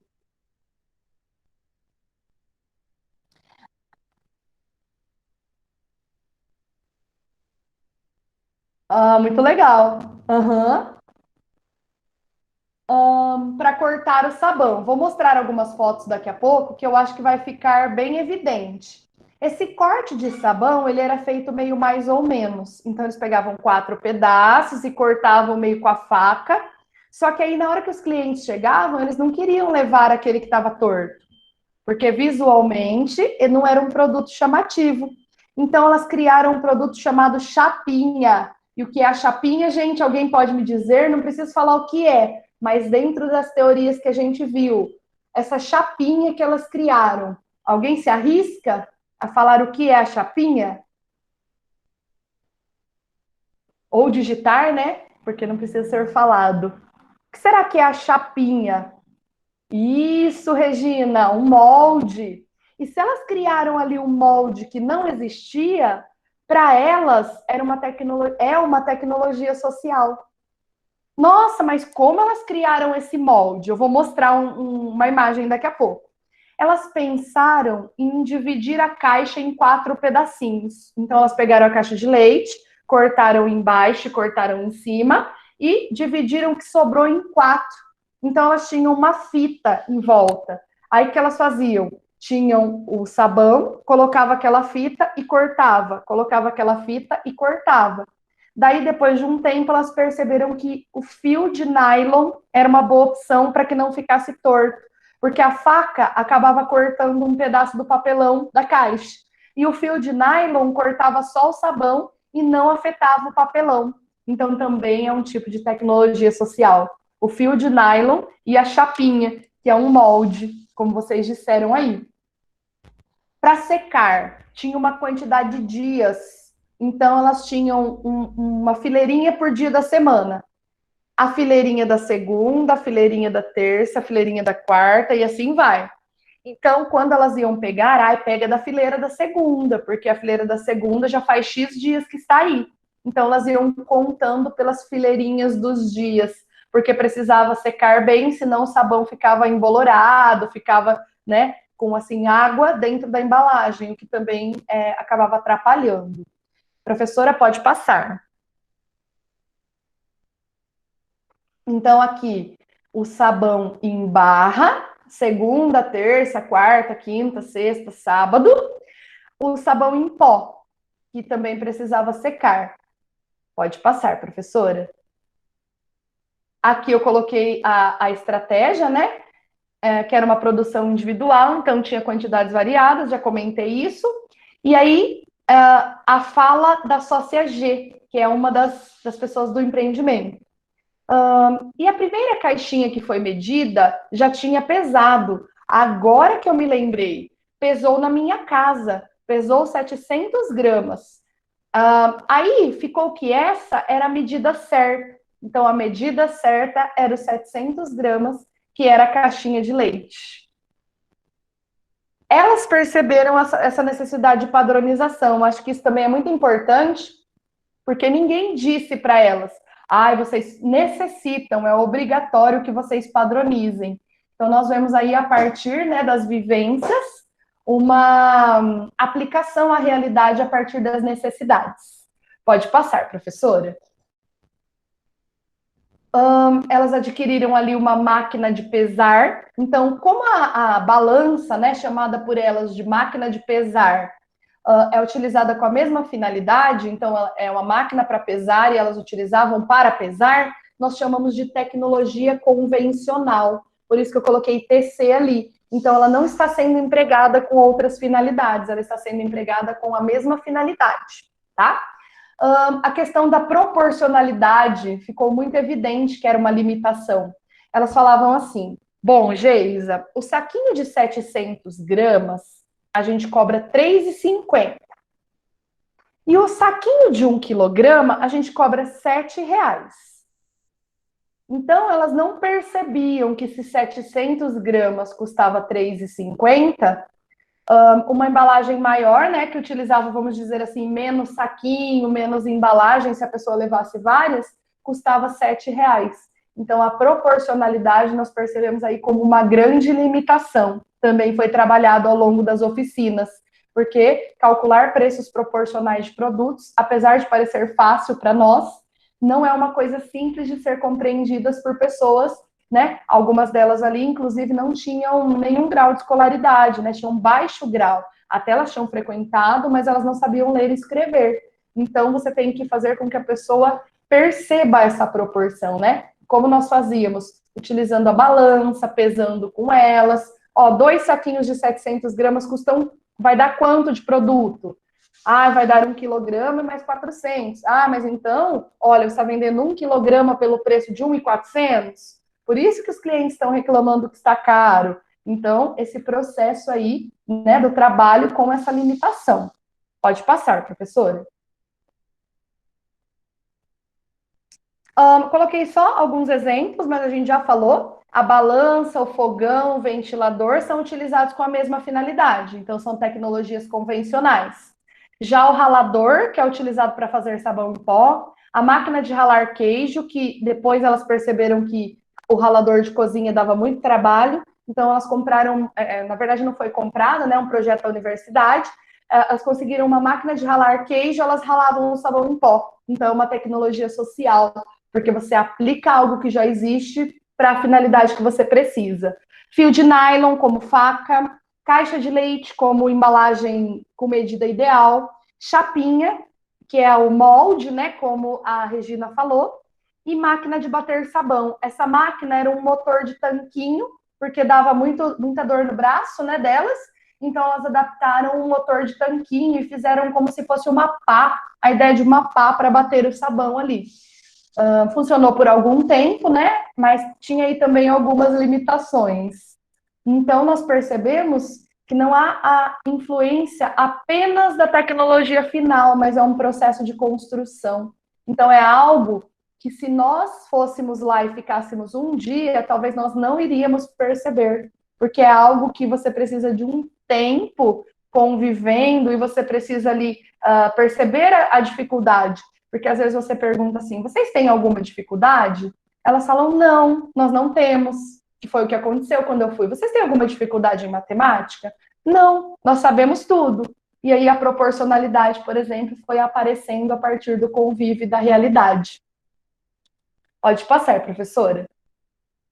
Essa é a chapinha, gente, a famosa chapinha. Elas pediram para né, serralheiro, né? Um serralheiro fazer um molde.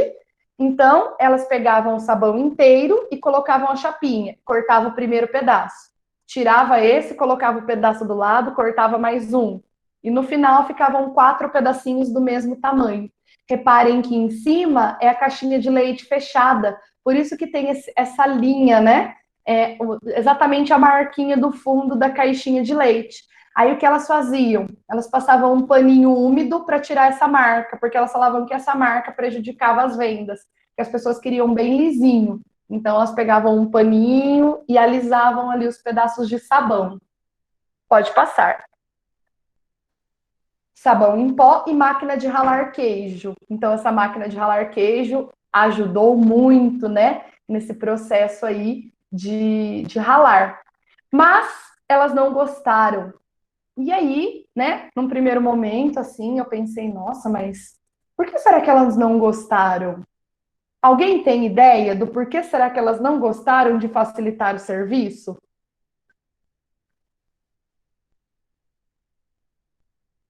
Pois é, o ralador machucava bastante. Inclusive, elas usavam, dependendo do dia, algumas luvinhas, porque elas diziam que o sabão arde, né? Quando você machuca os dedos e depois passa no sabão, arde.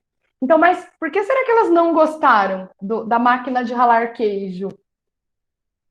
Nós fomos descobrir, sei lá, anos depois. Eu acho que eu fiz essa pesquisa no mestrado, eu descobri lá no final do doutorado, conversando com um professor que pesquisava lá. Quase isso. Olha lá, medo de serem substituídas. Será que é pelo barulho? O barulho faz parte, professor, e esse medo também, parcialmente, a gente pode dizer que faz um pouco de sentido. Enquanto elas ralavam o sabão, elas jogavam conversa fora. Então, era aquele momento delas falar exatamente, Vinícius. Eu acho que isso é o que resume, tirava a essência do grupo. Então, no momento de ralarem o sabão, como era demorado, dava tempo de falar dos filhos, dava tempo de falar da vizinha, dava tempo de conversar, de falar, né, tudo sobre a vida. Então, era um momento de prosa. E quando foi colocada essa máquina, também pelo barulho e tudo mais, elas perceberam que não dava para conversar, porque daí uma só ralava o sabão e as outras duas iam ter que ou bater o sabão ou embalar o sabão. Então elas ficavam em ambientes diferentes ali no empreendimento. Então, olha que interessante. Às vezes, o que você acredita, né, enquanto pesquisador, que é uma forma de ajudar, na verdade, não era. Então, elas não gostavam muito dessa máquina, elas deixavam lá parada e a gente não entendia, né? Nossa, mas era muito mais rápido, era muito mais. Ah, mas não era o mesmo efeito dali da roda de conversa e do convívio interpessoal, que é o que a gente diz da economia solidária, né? Não é só o dinheiro, não é só lucrar, mas é conviver, é trocar experiências de vida, tudo isso. Exatamente. Exatamente, atrapalhava as conversas. Eu gostei muito desse, né, tirava a essência, que eu acho que tirar a essência, essa não socialização, né, porque elas podiam socializar, esse barulho era realmente isso. Mas demorou alguns anos, né, de pesquisa aí para que as pessoas da universidade percebessem o porquê, né? Então elas não queriam perder esses momentos. Pode passar, professora. Pessoal, então nós estamos assim chegando, né, ao fim. É um fim mais ou menos fim, porque agora eu vou falar um pouquinho de tudo que foi visto. Mas antes disso, eu gostaria, né, que vocês colocassem o que vocês gostaram, falassem um pouquinho se isso ajuda, se esse mini curso ajudou vocês, se vocês estão conseguindo relacionar com as palavras que vocês colocaram. Então, eu gostaria aí de ouvir um pouquinho vocês. Podem abrir o microfone ou podem digitar, fiquem à vontade. Então, vou aguardar um minutinho. Gostaria muito que assim vocês colocassem um pouquinho da experiência.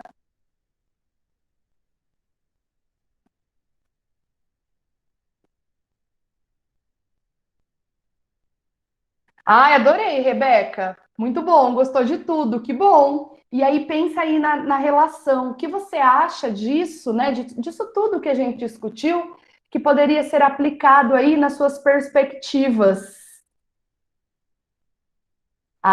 Muito obrigada, Fernanda.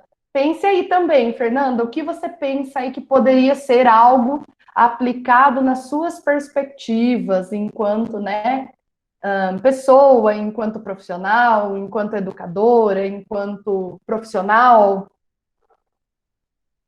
Legal, Rogério. Espero que essas ideias sejam colocadas em prática em breve.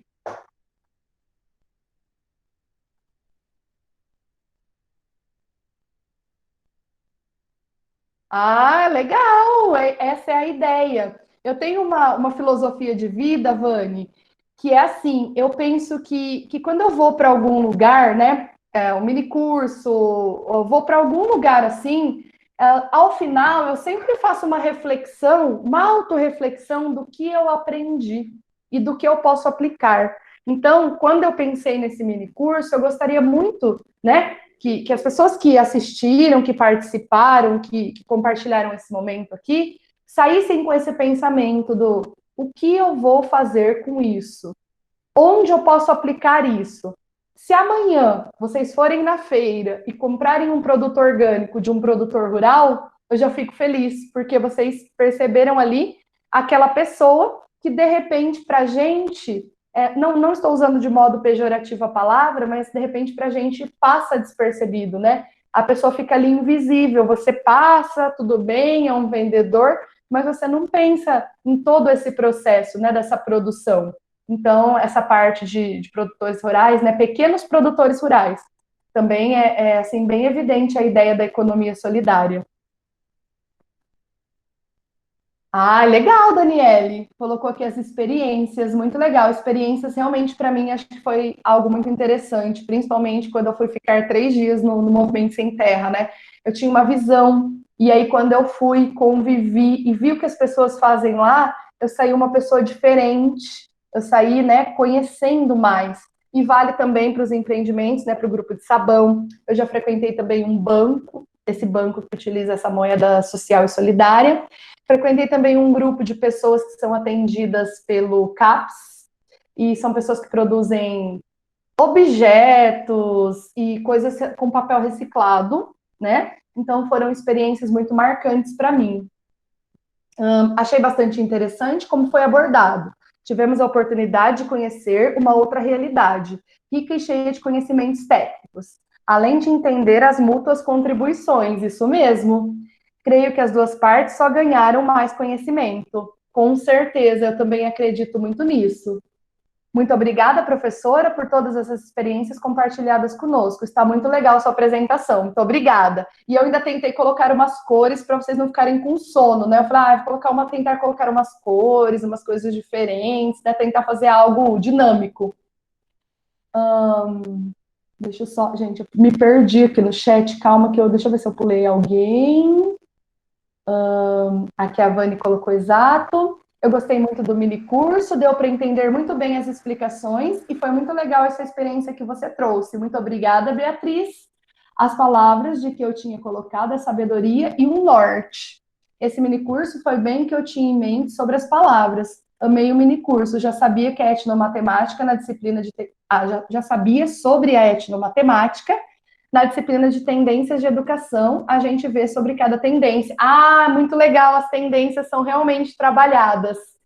As tendências em educação matemática, né? A gente utiliza bastante. Muito obrigada, pessoal, pelas contribuições. Eu gostei muito dessas contribuições. Então, vamos fechar, né? Eu não queria falar das minhas considerações antes de vocês falarem das considerações de vocês, porque eu não queria que vocês, de repente, ficassem assim tentados a utilizar alguma coisa que já tem aqui, né? Então, eu gostei muito. Muito obrigada por todas as colocações e pelas participações. Muito interessante, nós, como matemáticos, saber como as pessoas entendem e utilizam a matemática no dia a dia. Com certeza. Por isso, inclusive, aqui nas considerações, eu gosto muito de utilizar as matemáticas, porque nós vemos a matemática como múltiplas, né? Como múltiplas ideias, múltiplos conceitos, múltiplas formas de ver. Então, eu acho que esse multicultural, esse multi é algo muito presente que às vezes nós não paramos para refletir um pouco sobre isso, né? Então, sobre as considerações finais. nós temos aqui lucro versus excedente. Então, nós não trabalhamos com a ideia de lucro, mas de excedente, que seria a sobra. Então, eu pago e o que sobrou eu utilizo ou reinvisto. Então, uma decisão coletiva. Então, nós percebemos que esses valores que são construídos com base na economia solidária, como a roda de conversa, em detrimento ali da máquina de ralar queijo, né, porque facilitava o trabalho, mas dificultava uma convivência ali no sentido de conversas. Então, a gente percebe que nós temos aí êxitos e temos também limitações, porque as arrecadações não são tão altas, então tem mês que as pessoas precisam decidir se elas vão ficar sem receber o salário, né, sem tirar aquele dinheiro. Não é para todas as pessoas, porque quando a gente pensa, parece lindo, mas imagina que 47 pessoas, nós estamos aqui, né, agora em 47 aqui na reunião, se eu pedisse para vocês votarem, possivelmente não seriam os 47 que teriam a mesma opinião, e aí a gente teria que chegar num consenso, mas de repente a professora Ivete não quer abrir mão da opinião dela, e eu tenho uma opinião contrária e também não quero abrir mão da minha.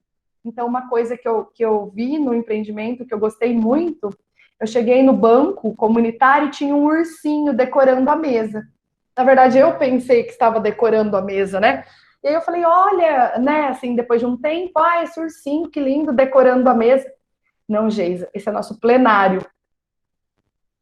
Quem pega o urso primeiro tem direito de falar.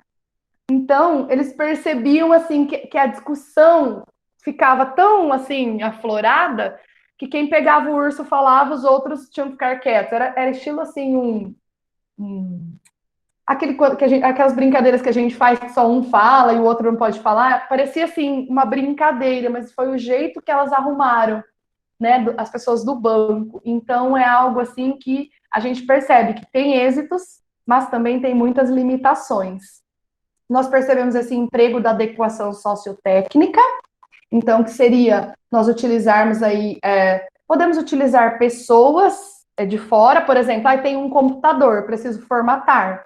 Eu não preciso saber formatar o computador, então eu posso usar ali uma adequação sociotécnica, que é um profissional externo para me auxiliar, né, no meu trabalho. Pode passar, professora. Então, resumindo, né, o que nós vimos de etnomatemática nesse mini curso foram as unidades de medida, especialmente as não padronizadas, a organização dos dados, então elas colocam ali, eu vou mostrar para vocês as tabelas, a aproximação de valores, elas utilizam muito essas aproximações de valores para fazer cálculos, estimativa e erro, então elas, por exemplo, 2,80. Se eu fizer 10 vezes 2,80, dá 28. Ok, se eu fizer 9, então eu faço 28 menos 2,80. Eu tiro 3, depois somo 20 centavos. Elas vão fazendo uns arredondamentos. Então, assim, são maneiras muito interessantes de fazer cálculos. Elas somam inteiro, depois tiram as moedas, colocam as moedas. Na minha dissertação está bem evidente, né? Tem bastante exemplo. E o arredondamento e também a proporcionalidade. Já falei das matemáticas, que é a ideia das múltiplas matemáticas e múltiplas formas de ver. Pode passar, professora. E aí as situações que foram trabalhadas. Então, nós trabalhamos a elaboração de orçamento, que elas não sabiam o que era, né? Trabalhamos a confecção e preenchimento de tabelas de controle, porque elas faziam uma quantidade, mas no final elas não sabiam quantos saquinhos elas tinham feito, quanto elas tinham vendido, quanto elas tinha alguém devendo. Então, um controle. A terceira, a confecção de uma tabela de controle de horários, porque cada uma ia trabalhar no horário, aí a outra tinha, assim, a impressão de que a outra não trabalhava, então uma falava, a pessoa não trabalhou. Daí, como que nós vamos fazer essa retirada? Né? Se ela trabalhou, se eu não trabalhei. Então, elas fizeram ali um controle, que seria um livro ponto, né, que a gente chama, cálculo de preços proporcionais, mas não utilizando regra de 3, nem nada disso, mas utilizando a ideia mesmo se fosse o dobro, se fosse a metade, bem relacionado ao cotidiano. E, como eu disse, elas não sabiam usar calculadora. Então, o uso da calculadora também foi ali imprescindível, né? com as vírgulas, onde que as vírgulas ficam, o que que representa o que está depois da vírgula, antes da vírgula, pensando em dinheiro, tá, gente? Então, assim, reais, centavos e por aí vai. Pode passar, professora. Aí eu coloquei um exemplo de como a gente trabalhou a partir da realidade, que é utilizando os dados diários de número de pacotes de sabão, número de pacotes vendidos, produzidos e dinheiro recebido com as vendas. Vamos construir uma tabela de modo a organizar os dados e facilitar a contagem e conferência dos produtos vendidos e produzidos num determinado período de tempo. Então, é a instrução, né, do que foi feito. Pode passar, que aí tem uma foto que eu acho que fica legal para visualizar melhor.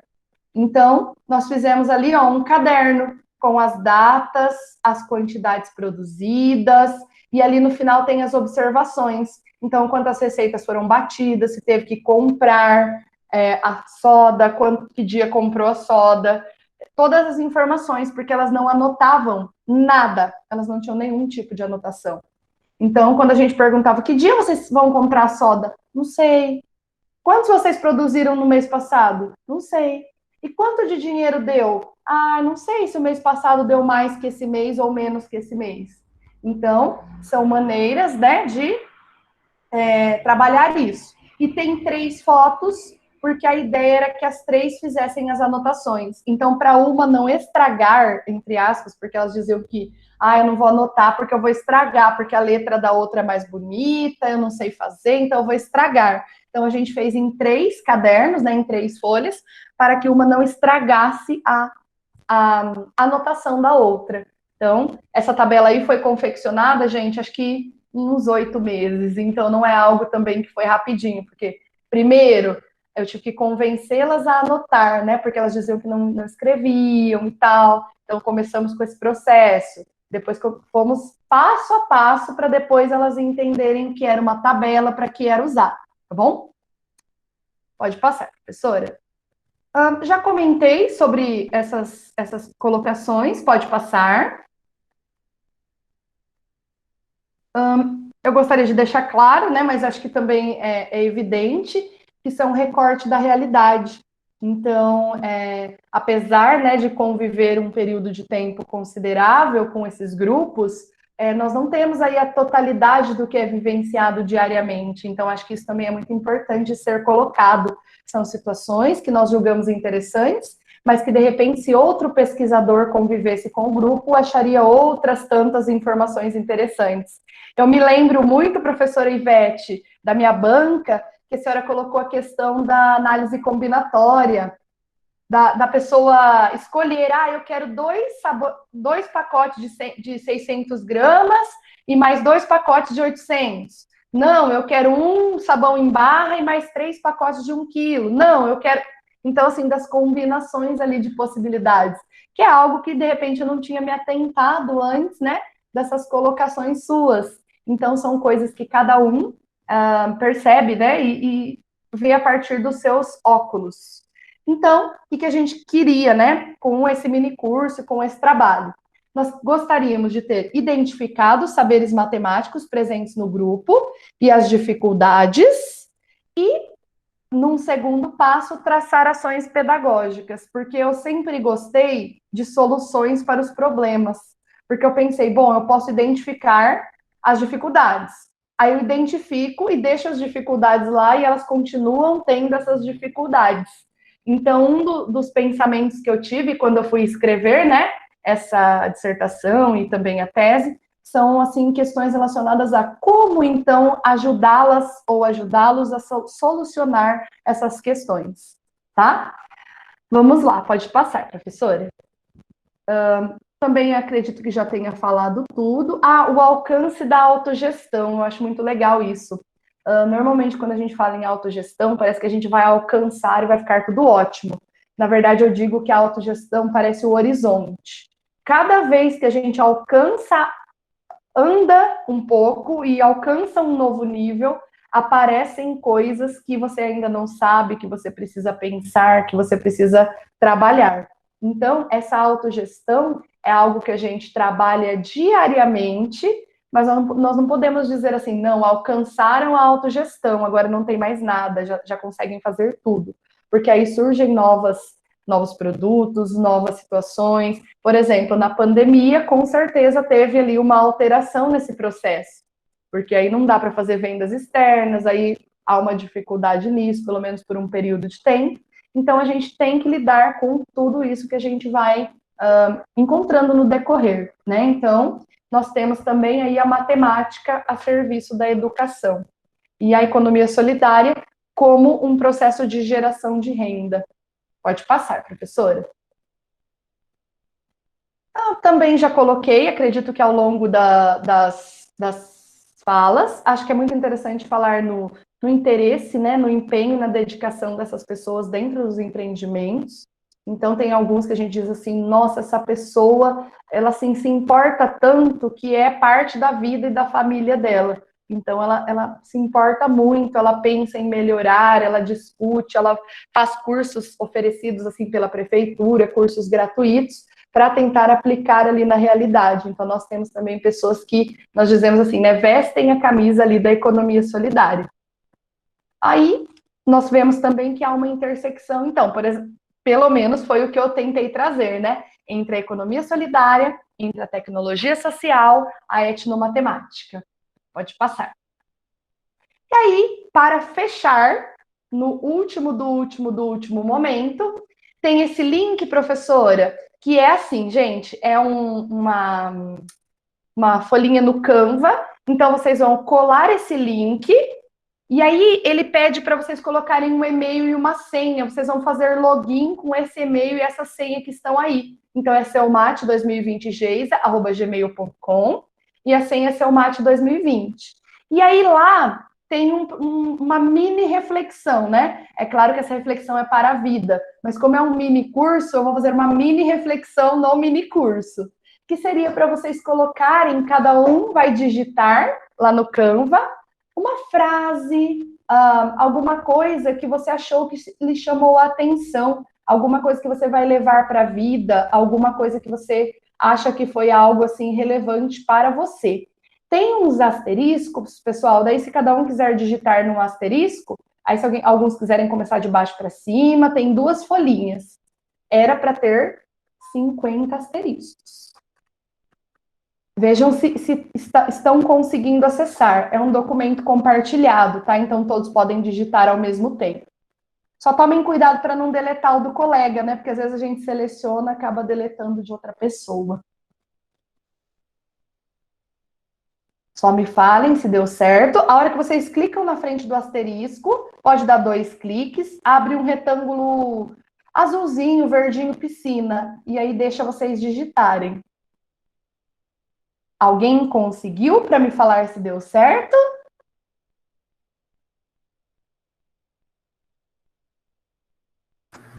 Eu não consegui. Não, professora, mas a senhora conseguiu entrar no Canva? Então, eu cliquei nesse link e veio assim, você recebeu um convite para editar um design criado por Bárbara Vieira. Isso, aí embaixo, bem pequenininho, está escrito login. É bem embaixo. Editar designer, tá? Clique em editar, daí lá bem embaixo, é um azulzinho bem pequeno mesmo. Não é onde você digita o e-mail, porque onde você digita o e-mail é para criar uma conta. Achou, professora? Não, o meu não foi. Não? Deixa eu tentar entrar. Gabriele colocou que conseguiu. Ótimo, gente. Se alguém não conseguiu, eu vou abrir aqui. Vou abrir, professora, porque tecnologia é assim, né? A gente testa bastante antes, mas... Mas não tem problema também. Aí, os outros estão conseguindo. É que o meu não deu certo. Eu já estou vendo o pessoal digitando aqui. Muito legal. Professora, tenta mais uma vez. A senhora vai em editar o design, como a senhora colocou, e rola até o final. Então, é que o meu entra no editar apresentação agora. Aí pede para registrar-se com o Google ou com o Facebook. Isso, só que aí é para baixo. É embaixo disso. Daí tem uma palavrinha bem pequenininha. Faça login. Nossa, isso. Eu acho que eles querem que todo mundo faça uma conta. Mas é muito bom esse programa Canva, hein? Se alguém ainda não conhece, para fazer edições é bem legal.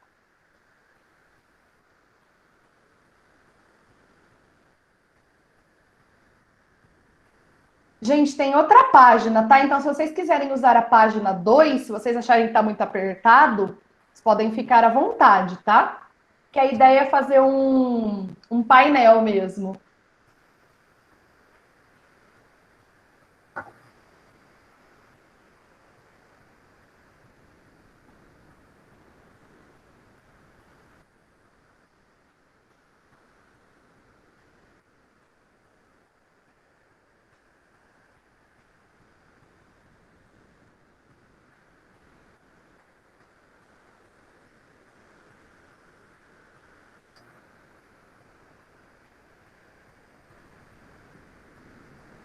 Que legal. E vai aparecer como isso, Geisa, depois? Vocês conseguem ver o dos colegas, né? Ou não? Sim. Aí, você consegue salvar, né? Eu vou mostrar como modo apresentação. Então, eu vou clicar aqui nesse apresentar, tá vendo? Que em cima tem um apresentar. Sim. E aí eu abro. Mas vamos supor que você queira salvar isso e enviar. Então, você consegue salvar como imagem, e aí você envia como lembrancinha, que é uma ideia, né? Depois eu vou editar e vou mandar para vocês.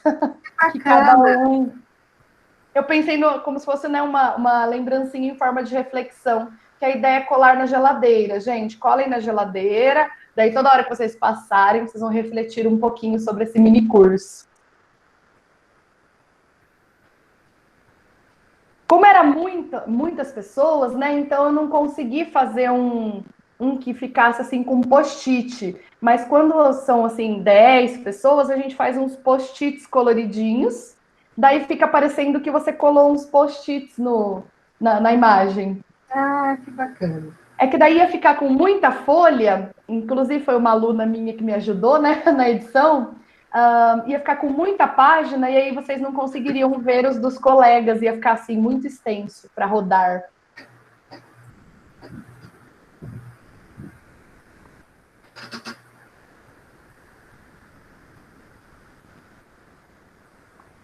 Ó, gente, eu vou até... Eu achei sensacional essa ideia. Ai, que legal! Muito obrigada. Que legal.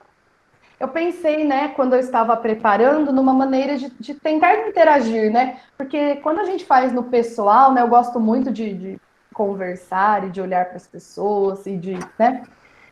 A gente tem ali, né, um contato. E agora no virtual, eu pensei como eu vou, né, estabelecer esse contato.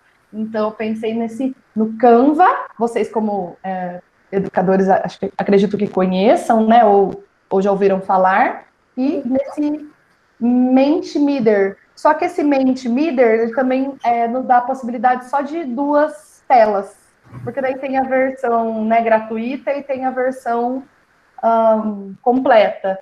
E aí é muito legal para utilizar com os alunos, eles gostam muito. Tá. Então, acho que enquanto o pessoal... Aqui, a sua apresentação terminou, Geisa? Sim. Ô, professor, acho que eu posso fazer assim, ó. O pessoal digita com calma, porque eu estou vendo que tem frases assim que são mais longas e estão ótimas. E aí eu salvo esse arquivo e eu envio para vocês. O que vocês acham? Ok, tá. Todo mundo topa, concorda? Só para, assim, não tem problema enviar a frase de vocês para todo mundo, né?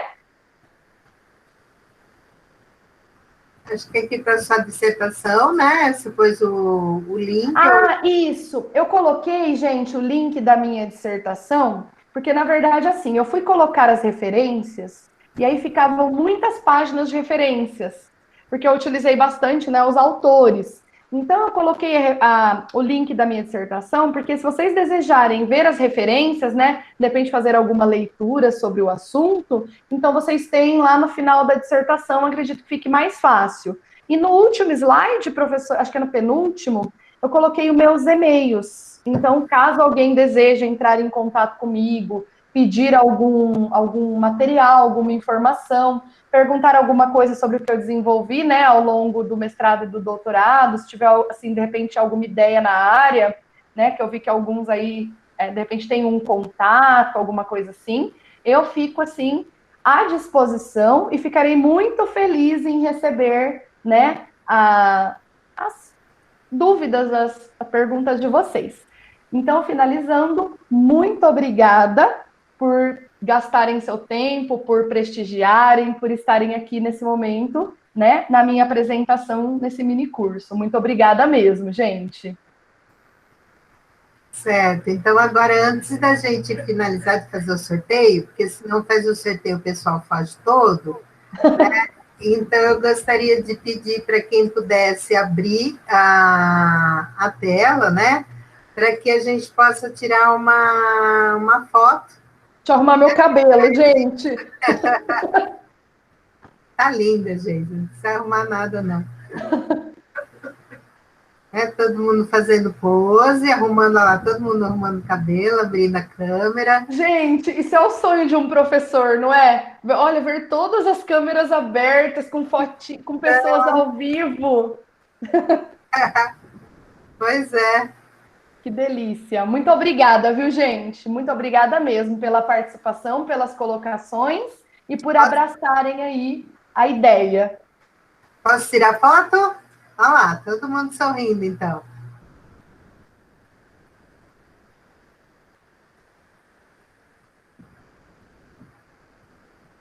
Aí foi. Pronto, salvo. Geisa, muitíssimo obrigado por essa noite. Foi uma delícia te ouvir falar, contar suas experiências. Eu acho que é isso que nos inspira, né, de ver uma diversidade de possibilidades que a gente tem para atuar na educação matemática e com a matemática, né? E acho que é uma tônica que está sendo forte, né? A tônica dessa semana de como nós temos condições de transformar vidas, né? E ensinando matemática, né? Então, eu acho que é isso que a gente vai levar um pouquinho. Muito obrigada, né? Sucesso sempre para você. Fico muito feliz de te ver falando assim, sempre é muito bom te ouvir, tá bom? Eu sou muito grata por poder ter participado um pouquinho da sua trajetória.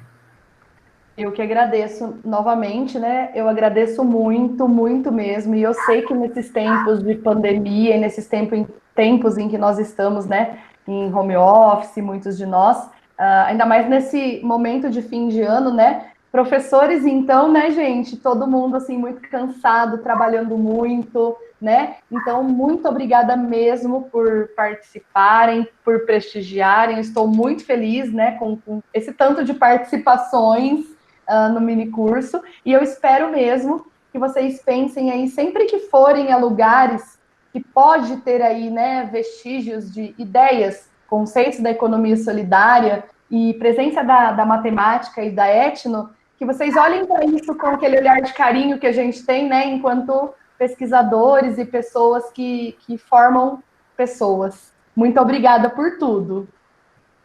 Agora, a gente gostaria de pedir, o pessoal vai organizar o sorteio, né, a Mariana e a Vanessa, que você falasse para a gente um número de 2 a 47.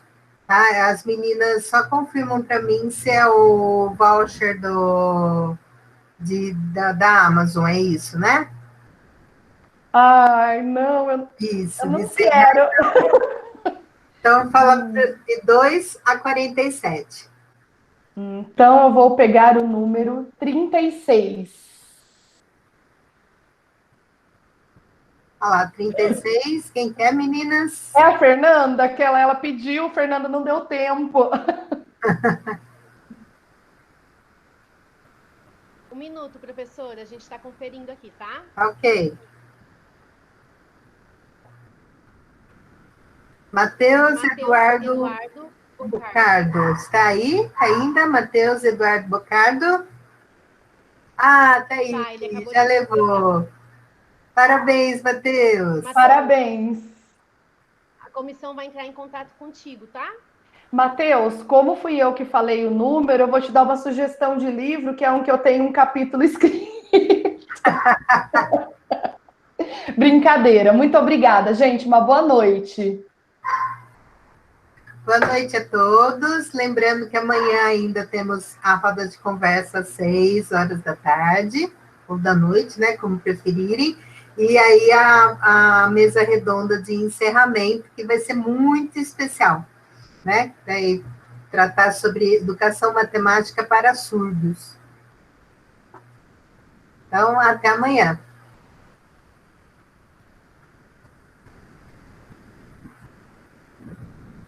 Acho barato essa hora de todo mundo saindo.